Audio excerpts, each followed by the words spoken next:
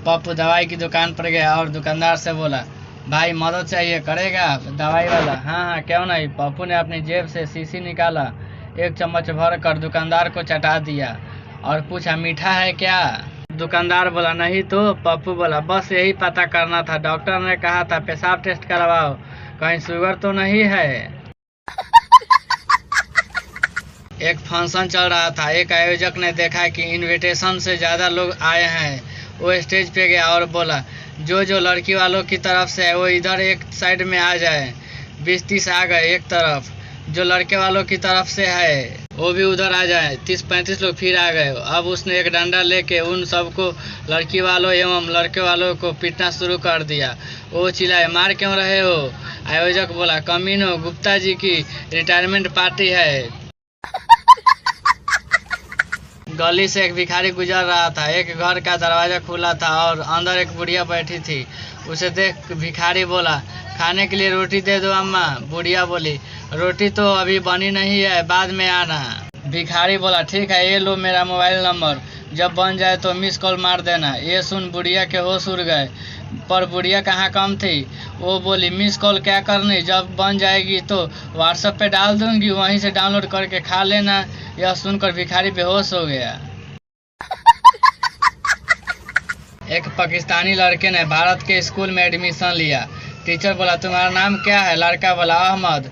Teacher बोला, अब तुम भारत में हो, इसलिए आज से तुम्हारा नाम रवि रखते हैं। लड़का घर पहुंचा। माँ बोली, पहला दिन कैसा रहा अहमद? लड़का बोला, मैं अब भारतीय हूँ और आगे से मुझे रवि कहकर पुकारना। माँ और पापा ने यह सुनते ही उसका जमकर धुनाई कर दी। शरीर पर चोट के निशान लिए अगले दिन वह स्कूल पहुंचा।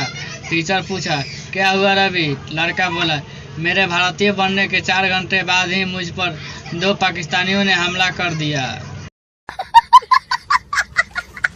गांव में प्रवचन हो रहे थे। महाराज बोले, मृत्यु एक अटल सत्य है, इस गांव के प्रत्येक मनुष्य कभी न कभी अवश्य मरेगा। महाराज का वचन सुनकर वहां उपस्थित गांव के सभी श्रोता रोने लगे। उन्हीं के बीच बैठा जमलू जोर जोर से हंसने लगा। महाराज को उस पर बहुत दया आई। उन्होंने पूछा, क्यों हंस रहे हो? जमलू बोला, मैं इस गांव का नहीं हूँ। महाराज ने उसे तावला फेंक कर मारा।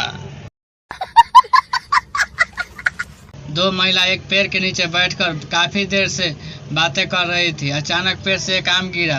पहली औरत बोली, अरे ये आम कैसे गिरा? दूसरी औरत कुछ बोलने ही वाली थी कि आम बोला, भगवान के लिए अब चुप भी हो जाओ, मैं पक गया हूँ तुम्हारी बातें सुन सुनकर।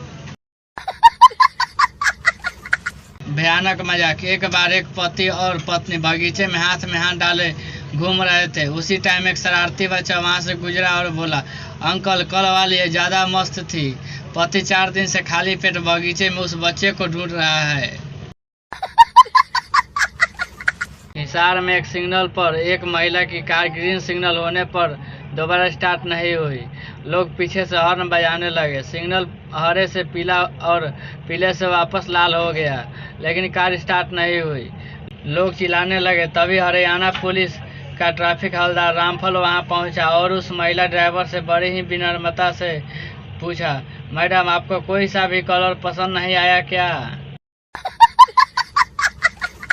एक शराबी हमेशा शिवजी के एक मंदिर में जाता था और नियत समय पर पूजा पाठ करता था। एक दिन पुजारी ने यह देखना चाहा कि यह होश में रहता है या नहीं। उसने शिवजी की जगह गणेश जी की मूर्ति रख दी। उस दिन भी भिखारी आया, गणेश जी की मूर्ति देखी, पूजा पाठ बिना किए जाते जाते गणेश जी से बोला, ओए छोटू, पापा आए तो बोल देना शराबी आया था। यह सुनकर पुजारी बेहोश हो गया। फ्लाइट में पायलट ने अनाउंस किया कि हम आधे घंटे में लैंड करने वाले हैं। फिर वो माइक बंद करना भूल गया और लोको पायलट से बोला, अब तो बस एक गर्म चाय पीऊंगा, फिर एक एयर होस्टेस की पपी लूंगा। एयर होस्टेस यह सुनकर माइक बंद करने के लिए भागी और एक बच्चे के पैरों में फंस कर गिर गई। बच्चा बोला, तुझे बड़ी जल्दी है, सुना नहीं? पहले वो चाय पिएगा फिर किस करेगा। एक बहुत सुंदर औरत डॉक्टर के पास गई और बोली, मेरे पति का एक्सीडेंट हो गया है, तब से खड़ा नहीं हो रहा है। डॉक्टर बोला, मुंह में लेकर ट्राई करो। औरत बोली, मदर चौथ, पति खड़ा नहीं हो पा रहा है।